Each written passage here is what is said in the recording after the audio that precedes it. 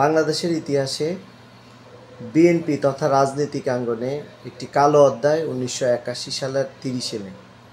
আমরা জানি ঠিক সেই সময়কার আপনি একজন সম্মুখ যোদ্ধা ছিলেন এবং বাংলাদেশে বিএনপি প্রতিষ্ঠাকালীন যে যোদ্ধাগুলো ছিল তাদের মধ্যে অন্যতম একজন সদস্য এবং অন্যতম একজন যোদ্ধা ডক্টর শাহ মোহাম্মদ সেলিম।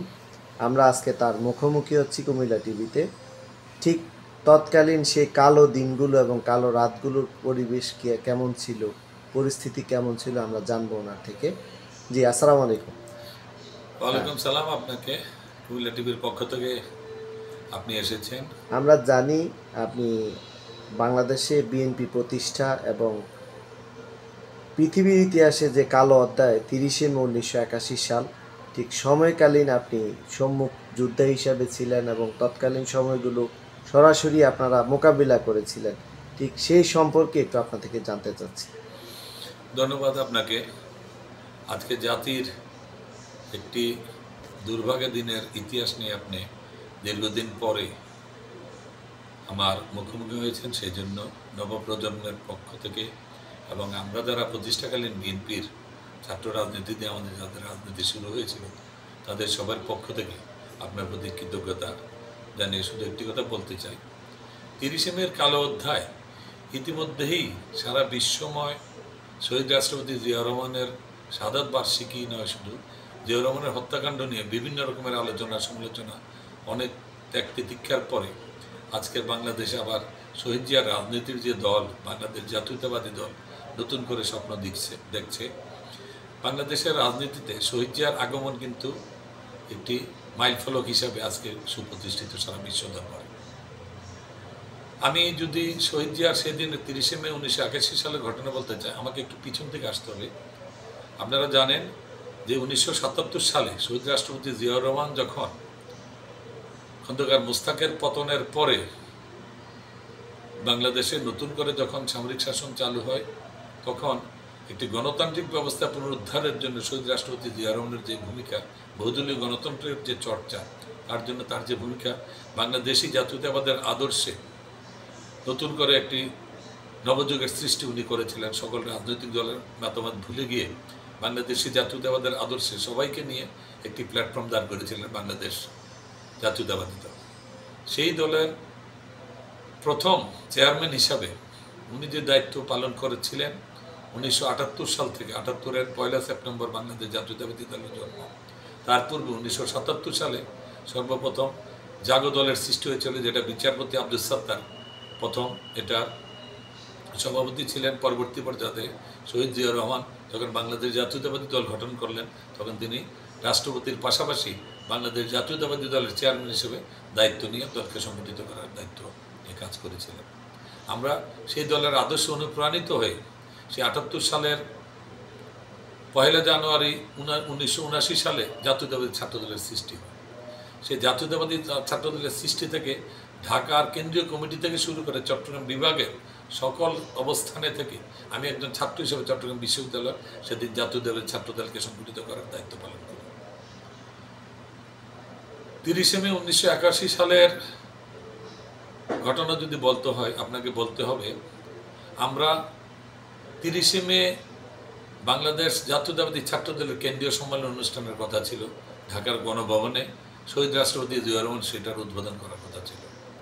চট্টগ্রামে সামরিক বাহিনীর মধ্যে অসন্তোষ এবং বিভিন্ন রাজনৈতিক কারণে তিনি 29 মে চট্টগ্রামে অনির্ধারিত একটি কর্মসূচিতে আকস্মিকভাবে তিনি চট্টগ্রামে যান। সেই চট্টগ্রামে গিয়ে উনি সামরিক বাহিনীর পাশাপাশি রাতে চট্টগ্রাম সার্কিট হাউসে বিএনপি দলীয় নেতৃবৃন্দের সহ আলাপ আলোচনা করে উনি রাতে সেখানে অবস্থান করেন। উনি ঢাকায় ফিরে না গিয়ে চট্টগ্রামে অবস্থান করেন।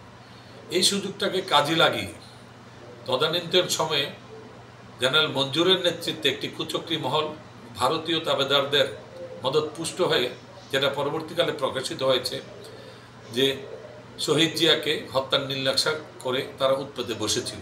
সেদিনের সুযোগটাকে তারা কাজে লাগিয়ে সে 29 তারিখের পরে 30-এর সেই ভোর প্রত্যুষে আকস্মিকভাবে চট্টগ্রাম সার্কিট হাউসে গুলি করতে করতে হানা দিয়ে শহীদ রাষ্ট্রপতি জিয়াউর রহমানকে নির্মমভাবে হত্যা করে।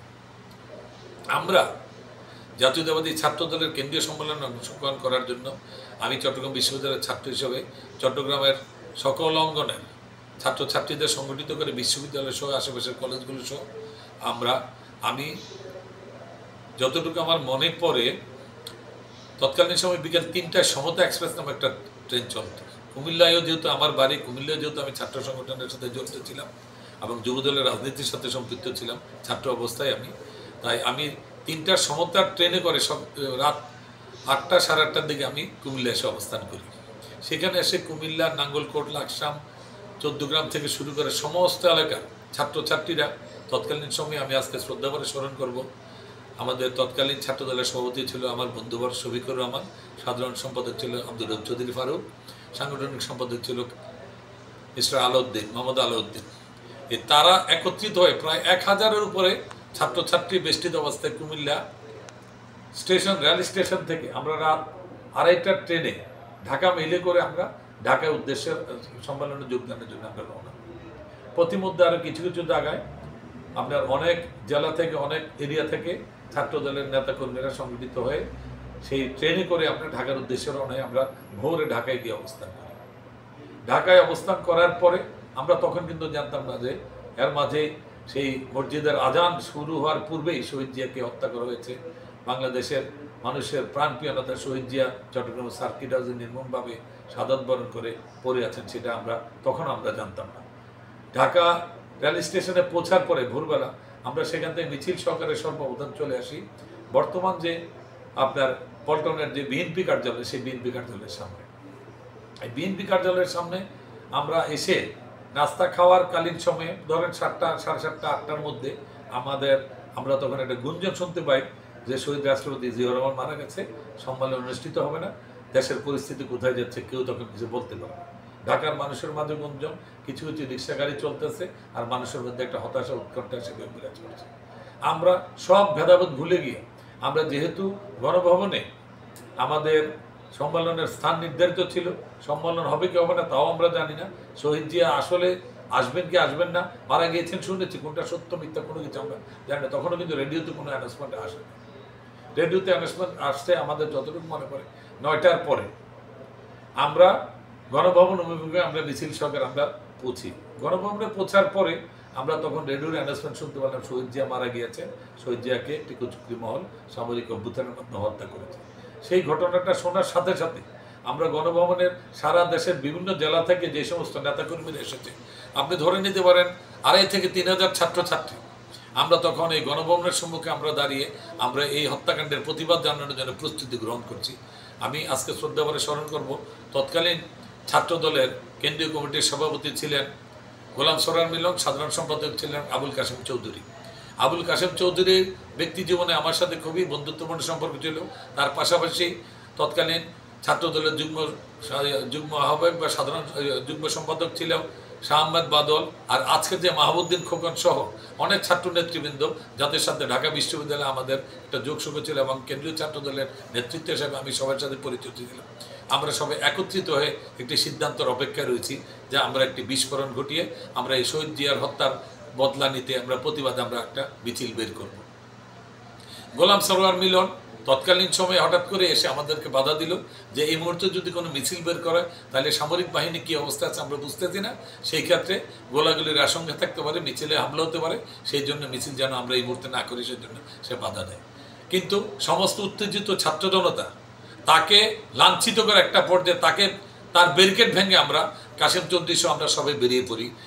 আমার মনে আছে এখন পর্যন্ত সেই গণভবন থেকে বেরিয়ে আমরা সেই যে হোটেল শেরাটন, আজকে যেটা হোটেল শেরাটন বা ইন্টারকন্টিনেন্টাল তখনকার সময় ছিল, সেই শেরাটনের সামনে দিয়ে ঢাকা বেতারের সামনে যখন আসলাম তখন দেখলাম যে আর্মির 3-4টি গাড়ি দাঁড়িয়ে আছে, লরি, যেখানে আর্মিরা বসা আছে। আমার এখনো মনে আছে আমরা শহীদ জিয়ার হত্যার বদলা চাই, জিয়া হত্যার বদলা চাই, জেগেছে বাংলাদেশ, বিভিন্ন স্লোগান দিচ্ছি। যে সামরিক বাহিনীর গাড়িগুলো আমরা দেখলাম তখন আমরা স্ট্র্যাটেজিক্যালি আমাদের স্লোগানকে চেঞ্জ করে বললাম সিপাহী জনতা ভাই ভাই জিয়া হত্যার বদলা চাই। এই স্লোগান যখন দেখছি যে আমরা লরির ভিতর থেকে আর্মির হাততালি দিচ্ছে। এই হাততালি দেখার পরে আমাদের মধ্যে বিপুল উৎসাহ উদ্দীপনা জেগে উঠলো, আর আশেপাশের উৎসুক জনতা যারা আমাদের মিছিল দেখতে ছিল তারা সম্মিলিতভাবে এসে আমাদের মিছিলের সাথে একত্রিত হলো। সেই মিছিল 2-2.5 হাজার ছাত্রছাত্রীর মিছিল, যে পরবর্তী পর্যায়ে আমরা ঢাকা বিশ্ববিদ্যালয়ে গেলাম। ঢাকা বিশ্ববিদ্যালয়ের লাইব্রেরি আছে, লাইব্রেরির সামনে দিয়ে গেলে জসিমউদ্দিন সূর্য সেনের হল হয়ে আমরা ভিসির বাংলার সামনে দিয়ে গিয়ে আমরা শহীদ মিনারে দিয়ে আমরা বিভিন্ন স্লোগান দিতে দিতে, জিয়া হত্যার বদলা স্লোগান দিতে দিতে আমরা শহীদ মিনারের সামনে দিয়ে একত্রিত হলাম। তখন প্রায় ধরেন 10:30-15 মতো বাজে। সেখানে আবুল কাসেম চৌধুরী সাহেব ছাত্রদলের পক্ষ থেকে সমস্ত ছাত্র জনতার উদ্দেশ্যে বক্তব্য দেন। প্রায় 10 থেকে 12 হাজার ছাত্রছাত্রী থেকে শুরু করে আমরা সবাই তখন এই শহীদ মিনারে আমরা অবস্থান করছি, প্রতিবাদ সমাবেশ করতেছি।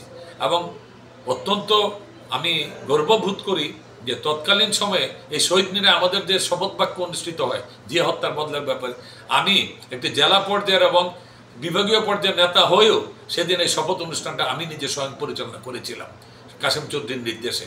এই জন্য আমি আমার নিজেকে অসংখ্য ভাগ্যবান এবং সৌভাগ্যবান মনে করি যে আমরা সর্বপ্রথমে শহীদ জিয়ার হত্যার প্রতিবাদে আমরা যে বিক্ষোভ মিছিল বের করেছিলাম, যে প্রতিবাদ মিছিল বের করেছিলাম, সেটি বাংলাদেশের রাজনীতির ইতিহাসে, বিএনপির রাজনীতির ইতিহাসে একটি মাইলফলক হিসাবে প্রতিষ্ঠিত হয়েছে বলে আমরা বিশ্বাস করি। এই আমাদের শহীদ মিনারের জমায়েত শেষ করে আমরা যে পারি আমরা বিচ্ছিন্নভাবে বিভক্ত হয়ে আমরা চলে যাই। এর দিকে আবার আমি যেহেতু জাতীয়তাবাদী যুবদল কুমিল্লা জেলার সাথে সম্পর্কিত ছিলাম, আপনারা জানেন তৎকালীন সময় জেলার কেন্দ্রীয় যুবদলের সভাপতি ছিল আমাদের কুমিল্লার আবুল কাসেম সাহেব, যিনি পরবর্তীকালে যুবমন্ত্রী হিসাবে প্রতিষ্ঠা লাভ করেছিলেন। আমরা সেই আবুল কাসেম সাহেবের যুবদলের নেতা হিসাবে, কুমিল্লার ছেলে হিসাবে যুবদলের সকল নেতৃবৃন্দের সাথে আমাদের একটা যোগাযোগ ছিল। আমি কুমিল্লা জেলা যুবদলের একজন কর্মী হিসাবে, নেতা হিসেবে, প্রচার সম্পাদক হিসাবে, আমি সর্বপ্রথম জেলা যুবদলের প্রচার সম্পাদক হিসাবে আমার কেন্দ্রীয় নেতৃত্বের সাথে একটা যোগাযোগ ছিল।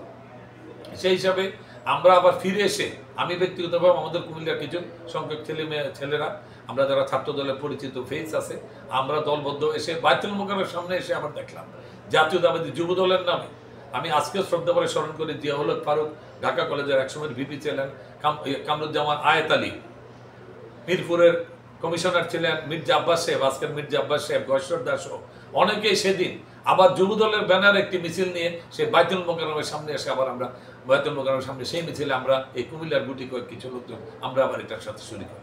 সেই যুবদলের মিছিল নিয়ে আবার আমরা মিছিল স্লোগান দিতে দিতে আসি, আমরা আবার সেই ঢাকার বিভিন্ন রাস্তা প্রদক্ষিণ করে হাইকোর্টের সামনে দিয়ে আসে আবার ঢাকা বিশ্ববিদ্যালয়ের শহীদ মিনারে আমরা জমায়েত হই যুবদলের। সেখানে যুবদলের পক্ষ থেকে আবার একটি প্রতিবাদ সমাবেশ অনুষ্ঠিত।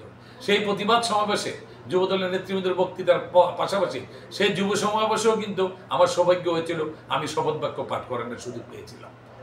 সেটাই আজকে আমি মনে করি যে সেদিনের সেই টার্নিং পয়েন্ট, এই যে প্রতিবাদ মিছিল ঢাকা শহরে সমস্ত মানুষের মাঝে একটা শহীদ জিয়ার হত্যার বিরুদ্ধে একটা জাগরণ সৃষ্টি করেছিল বিদায় তৎকালীন সময়ে যে কুচক্রী মহল শহীদ জিয়াকে হত্যার যে নীল নকশা করেছিল, বিশেষ করে ঢাকায় কেন্দ্রীয় পর্যায়ে তৎকালীন সামরিক বাহিনীর প্রধান এরশাদ সহ এবং অস্থায়ী তখন শহীদ জিয়ার মৃত্যুর পর অস্থায়ী রাষ্ট্রপতি হিসাবে বিচারপতি ভাইস প্রেসিডেন্ট বিচারপতি আব্দুস সাত্তারকে 12টা সাড়ে 12টার দিকে ঘোষণা দিতে বাধ্য হয়েছিল। আমার রাজনৈতিক জীবনে আমার যতটুকু মনে পড়ে যে এটা ছিল তার একটা মাইল ফলক। আজকে 30শে মের যে ইতিহাস তুলে ধরলাম সেটা কিন্তু আমি বিভিন্ন সময়ে আমি বিএনপির যে সমস্ত ম্যাগাজিনগুলো বেরিয়েছে আমি 2-3 সেখানে কিন্তু আমি এই কথাগুলো লিখেছিলাম। আজকে অনেক দিন পরে নবপ্রজন্মের কাছে সেদিনের ইতিহাস, বাংলাদেশের ইতিহাস, ঢাকার ইতিহাস এবং এর পরপরে কিন্তু জেলা পর্যায়ে প্রত্যেকটি জেলায় ছাত্রদল, যুবদল, বিএনপির নেতৃত্বে কিন্তু বিএনপির থেকে এই প্রতিবাদ সমাবেশ অনুষ্ঠিত হয়েছিল, যাতে করে একটা জাগরণ সৃষ্টি হওয়ার পরিপ্রেক্ষিতে তৎকালীন সময়ে খুনি এরশাদ আর ক্ষমতা আরোহণের চিন্তা বাদ দিয়ে বিচারপতি আব্দুস সাত্তারকে অস্থায়ী রাষ্ট্রপতি হিসাবে শপথ গ্রহণের ব্যাপারে অগ্রণী ভূমিকা নিয়ে তার সেদিনের অবস্থানটা সে সমাপ্ত করে। এটা হচ্ছে মূল ইতিহাস। 1981 সালের 30শে মে পরবর্তী সমগ্র বাংলাদেশের বিএনপি তথা যারা গণতান্ত্রিক ছিলেন সবার মধ্যে একটা শোকাময় একটা অবস্থা তৈরি হয়েছিল। ঠিক তার পরবর্তী সময়ে আমাদের এই বৃহত্তর কুমিল্লায় যখন বিএনপির একেবারে খুব খারাপ অবস্থা ছিল, ঠিক সেই সময়ে আপনার মতো একজন সংগঠক হাল ধরেছিলেন এই অঞ্চলের, বিশেষ করে কুমিল্লার 12টি আসনে তৎকালীন একযোগে কুমিল্লার জয় জয়কার হওয়ার পিছনে আপনার অবদান ছিল সবচেয়ে বেশি।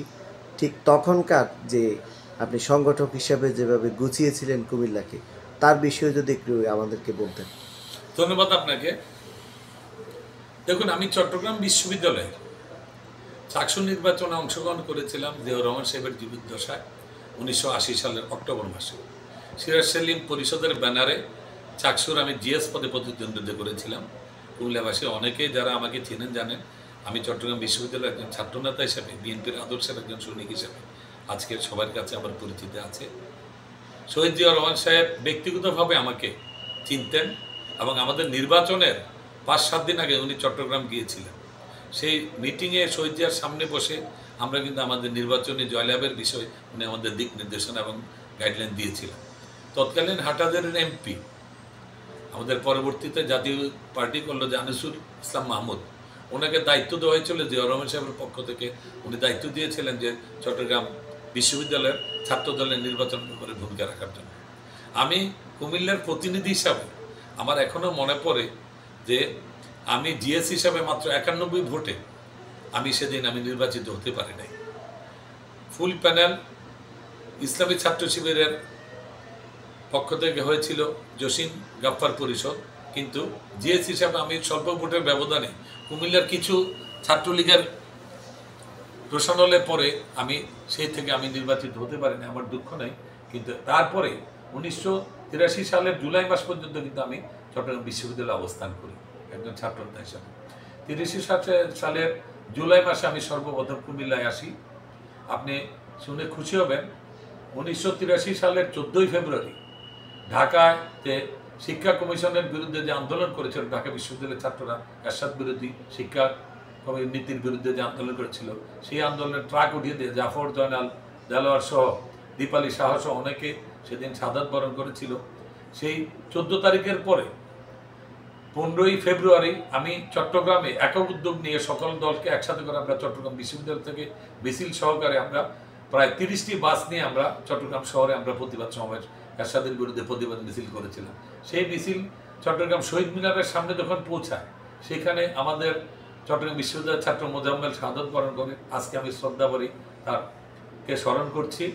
এরশাদ বিরোধী আন্দোলনে চট্টগ্রামের প্রথম শহীদ মোজাম্মেল, আর ঢাকায় যারা শহীদ হয়েছিল তারা হয়েছিল। এরপরে আমরা যখন হল ভ্যাকেন্ট করা হলো 15ই ফেব্রুয়ারি রাতেই আমরা ট্রেনে করে আমরা কুমিল্লায় ব্যাক করে চলে আসি। আসার পরের থেকে 21 ফেব্রুয়ারি প্রথম প্রভাত ফেরি অনুষ্ঠিত হবে। কুমিল্লার বিএনপি তৎকালীন সময় যারা দায়িত্বে ছিলেন, বিএনপি যুবদল ছাত্রদলের কেউই তখন অগ্রণী ভূমিকা নিয়ে এগিয়ে আসার সাহস করেন এরশাদের রোশনালে পড়ার পরে। তখন আমরা গুটি কয়েক বন্ধু বান্ধব যারা একসময় যুবদল করতাম, ছাত্রদল করতাম, আমরা সবাই মিলে এই ঠাকুরপাড়া গ্রাম্য চিকিৎসা বিদ্যালয় থেকে প্রথম শহীদ মিনারে মিছিল সহকারে যাওয়ার জন্য আমরা একটি প্রভাত ফেরির আয়োজন করে স্থানীয় আমাদের ছেলে মেয়েদেরকে সাথে নিয়ে আমরা প্রায় 150-200 আমাদের অর্গানাইজড ফোর্স নিয়ে আমরা যাই। তখন আমরা ব্রাহ্মণবাড়িয়া তৎকালীন সময় জিয়াউর রহমান সাহেবের আমলের এমপি রাবেয়া চৌধুরী, ওনার বাড়ি বাদুরতলা থাকার সুবাদে ওনার ভাই রফিক চৌধুরী আমাদের যুবদলের সহসভাপতি ছিলেন। সেই রেফারেন্সে আমরা রাবেয়া আপাকে আমাদের সাথে নিয়ে প্রথম কুমিল্লায় বিএনপি প্রকাশ্য এরশাদ বিরোধী আন্দোলনের প্রথম প্রভাত ফেরিতে অংশগ্রহণ করে রাবেয়া আপা সহ আমরা একসাথে হয়ে কুমিল্লা শহীদ মিনারে আমরা পুষ্পস্তবক অর্পণ করে বিএনপির নতুন রাজনীতির সূচনা করি। 83 সালের পর থেকে আমি 86 সালের প্রথম আমি জাতীয়তাবাদী যুবদলের প্রথম আহ্বায়ক হই, পরবর্তীতে আমি নির্বাচিত সভাপতি হই। এরপর থেকে আমার যে পথ চলে বিএনপির রাজনীতি নিয়ে যে এরশাদ বিরোধী আন্দোলনে 82 সালের 25শে এপ্রিল আমি গ্রেপ্তার হয়েছিলাম। একটি মার্শাল কোর্ট ফেস করে আমি খালাস পেয়ে আমি প্রায় 2-2.5 মাস 3 মাস পরে জেলখানা থেকে মুক্তি পেয়েছিলাম। আমার সহপাঠী অনেকেই সহকর্মী যারা ছিল, বিপি শাহ আলম, তৎকালীন কমান্ডার মতিন সহ আলাউদ্দিন সহ অনেকেই কিন্তু 6 মাস, 1 বছর, 3 বছর পর্যন্ত তারা জেল খেয়ে এরশাদের জেল খাটি তারা মুক্ত লাভ করেছিল। আজকে আমি তাদেরও সেই দিনের কথা স্মরণ করছি এবং শ্রদ্ধা করে তাদের স্মরণ করছি। 1989-90 সাল পর্যন্ত কুমিল্লার গণতান্ত্রিক আন্দোলনে আমার কি ভূমিকা ছিল? 14 দল 7 দলের যে ঐক্যবদ্ধ আন্দোলন ছিল, রাবেয়া আপা আমাদের নেত্রী হিসাবে আমরা ওনাকে সামনে নিয়ে আসি। ওদিকে কুমিল্লায় আওয়ামী লীগের কালাম মজুমদার সহ অন্যান্যরা যারা নেতৃত্ব দিয়েছে তাদের সবাই ঐক্যবদ্ধ ইয়াতে এরশাদ বিরোধী আন্দোলনে কিন্তু কুমিল্লাকে আমরা বেগবান করে তুলি।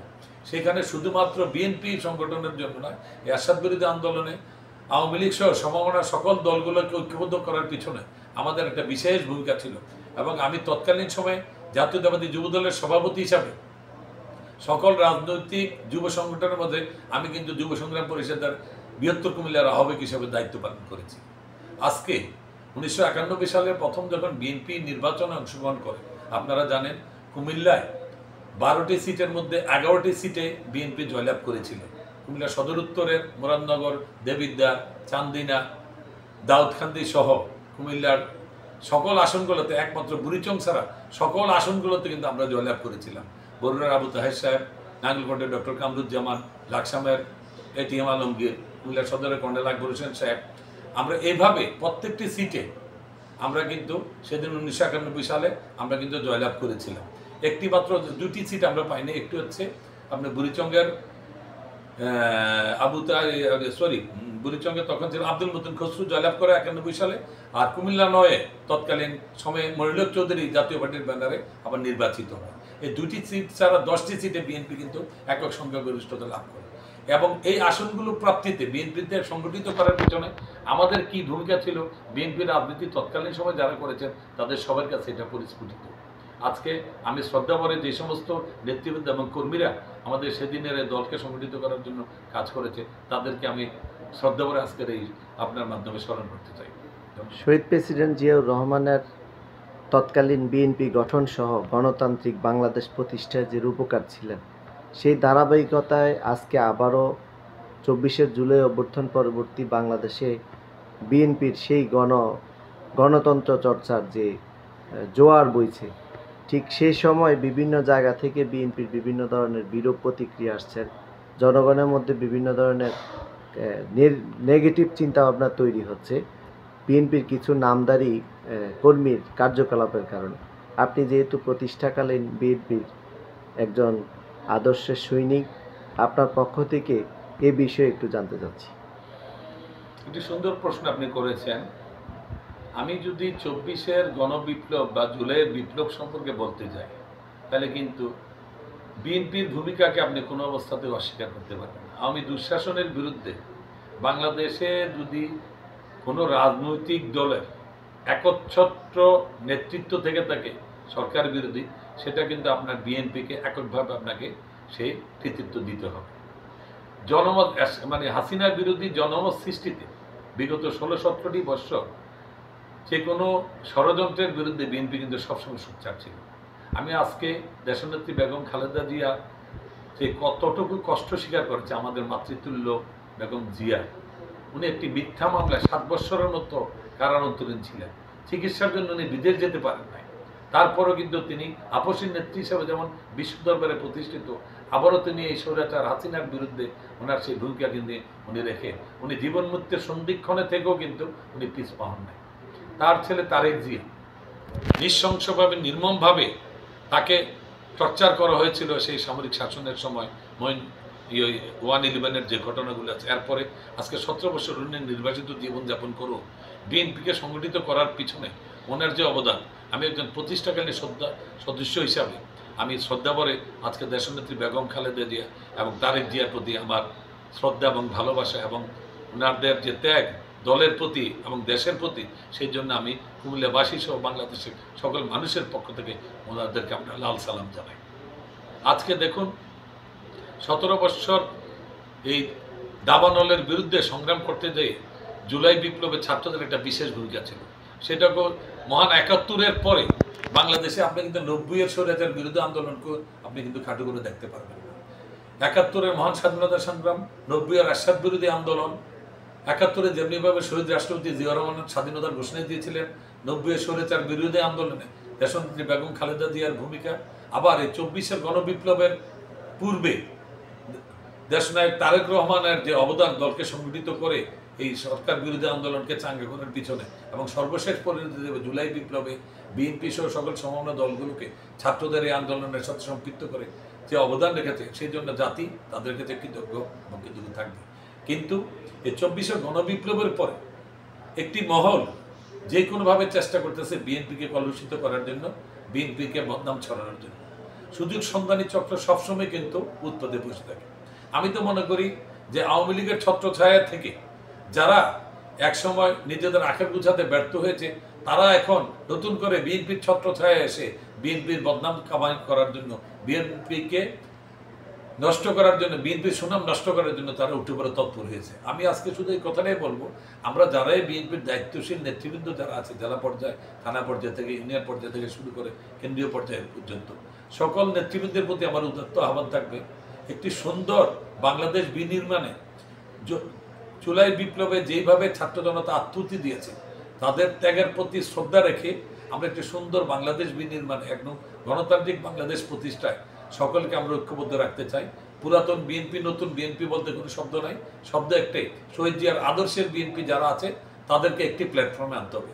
একটি বড় রাজনৈতিক দলে দ্বিধাবিভক্তি থাকতে পারে, নেতৃত্বের প্রতিযোগিতা থাকতে পারে, সবকিছুকে সমন্বয় ঘটিয়ে আগামী যে গণতান্ত্রিক বিজয়ের জন্য যে নির্বাচনের প্রস্তুতি চলছে বা সরকারকে যে নির্বাচনের জন্য বারবার তাগাদা দেওয়া হচ্ছে, সেটা আমরা বিশ্বাস করি আগামী কিছুদিনের মধ্যে সেই বিষয়টি নির্বাচনমুখী পরিবেশ বাংলাদেশ সৃষ্টি হবে। আর আওয়ামী দুঃশাসনের ব্যাপারে, আওয়ামী লীগের বিচারের ব্যাপারে বিএনপির ভূমিকা সবসময় স্পষ্ট। আমরা সেটার ব্যাপারে আমাদের বক্তব্য একটা, যে কোনো হত্যাকাণ্ডের বিচার হতে হবে। আমরা প্রতিষ্ঠাকালীন বিএনপির সদস্য হিসেবে বর্তমানে যারা বিএনপি কাজ করছেন, বিএনপির দায়িত্ব নিয়ে কাজ করছেন, সবাইকে এই ব্যাপারে অগ্রণী ভূমিকা রেখে জনমত সৃষ্টিতে বিএনপিকে এগিয়ে নেওয়ার জন্য, বাংলাদেশি জাতীয়তাবাদের আদর্শে তৈরি করার জন্য আমি তাদের সবার প্রতি উদাত্ত আহ্বান জানাই। সকল ভেদাভেদ ভুলে গিয়ে যে কোনো ষড়যন্ত্রের বিরুদ্ধে বিএনপি নেতা কর্মীদের ঐক্যবদ্ধ থাকতে হবে। আমরা ঐক্যবদ্ধ থেকে দেশনেত্রী খালেদা জিয়া এবং তারেক জিয়ার নেতৃত্বে আগামী দিনে একটি সুন্দর বাংলাদেশ বিনির্মাণে এগিয়ে যাবে, এটা হচ্ছে আমাদের প্রত্যাশা। সবশেষ 1981 সালের 30শে মে বাংলাদেশের জনগণ যেভাবে শহীদ রাষ্ট্রপতি জিয়াউর রহমানের জানাজায় জনস্রোত হিসাবে ঐতিহাসিক জানাজায় মানুষ অংশগ্রহণ করেছিলেন, সকল ভেদাভেদ ভুলে গিয়ে সেই 30শে মে 1981 সালের দিনটিকে স্মরণ রেখে 2025-এর 30শে মে আপনার কি বার্তা থাকবে দেশবাসীর প্রতি? 2025-এর 30শে মে আপনি দেখেন, শহীদ জিয়ার মৃত্যুর পরে ঢাকায় যখন তার লাশ আনা হয়, তার জানাজার কথাটা আপনি যেটা উল্লেখ করেছেন, আমার তো মনে হয় বিশ্বের ইতিহাসে ইসলামী আদর্শে বা ইসলামী ভাবধারায় বিশ্বের ইতিহাসে যতগুলো জানাজা অনুষ্ঠিত হয়েছে, শহীদ জিয়ার জানাজা উল্লেখযোগ্য একটি জানাজা সেদিন সংগঠিত হয়েছিল। আমরা সবাই ঢাকায় গিয়ে আমরা সেই জানাজায় অংশগ্রহণ করেছিলাম। 20 লক্ষ থেকে অনেকের ধারণা 30 লক্ষ লোকের সমাবেশ ঘটেছিল সেই জানাজায়। এতে প্রমাণিত হয় শহীদ জিয়া মানুষের কতটুকু আস্থা অর্জন করতে পেরেছিলেন এবং বাংলাদেশি জাতীয়তাবাদের আদর্শটা কতটুকু বলিয়ান ছিল যে মানুষ শ্রদ্ধা করে তাকে স্মরণ করার জন্য তার জানাজায় শুরু হয়েছে। আজকে 25-এর অবস্থানে এসে আমি একটি কথাই বলবো, যে আদর্শ নিয়ে শহীদ জিয়া স্বাধীনতার ঘোষণা দিয়েছিলেন, বাংলাদেশ বিনির্মাণে সবাইকে সেই আদর্শ নিয়ে এগিয়ে এসে বাংলাদেশকে সুন্দর সাজাতে হবে, সেটা হচ্ছে আমাদের প্রত্যাশা। ধন্যবাদ আপনাকে। ধন্যবাদ।